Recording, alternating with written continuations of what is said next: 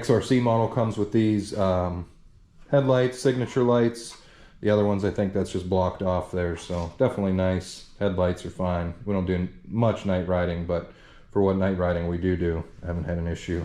It does come with the tow hook up front, Can-Am winch.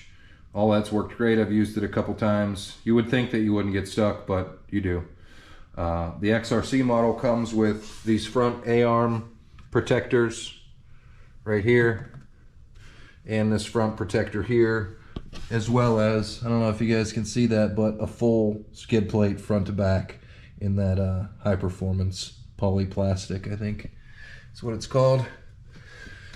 65 inches wide. It comes with these high clearance A-arms, those big Fox shocks. In my opinion, it's been great, really.